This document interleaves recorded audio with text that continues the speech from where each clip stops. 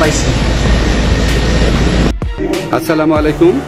আমরা এখন আর্মি চিফের সাথে একটা আলোচনায় আছি।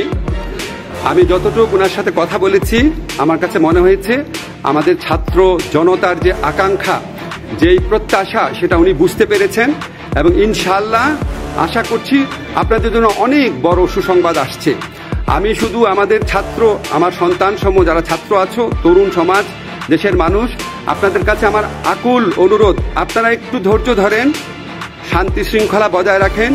এই দেশটা আমাদের, ইনশাআল্লাহ এখন থেকে আমরা অত্যন্ত সঠিক পথে অগ্রসর হব। ধন্যবাদ সবাইকে।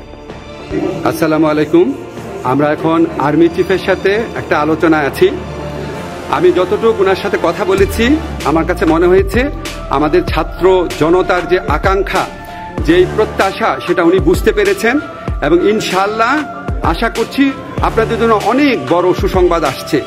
আমি শুধু আমাদের ছাত্র, আমার সন্তান সমূহ যারা ছাত্র আছো, তরুণ সমাজ, দেশের মানুষ, আপনাদের কাছে আমার আকুল অনুরোধ, আপনারা একটু ধৈর্য ধরেন, শান্তি শৃঙ্খলা বজায় রাখেন। এই দেশটা আমাদের, ইনশাআল্লাহ এখন থেকে আমরা অত্যন্ত সঠিক পথে অগ্রসর হব। ধন্যবাদ সবাই। এতক্ষণ সাথে থাকার জন্য ধন্যবাদ। নতুন নতুন আপডেট খবর পেতে চ্যানেলটি সাবস্ক্রাইব করে পাশেই থাকবেন।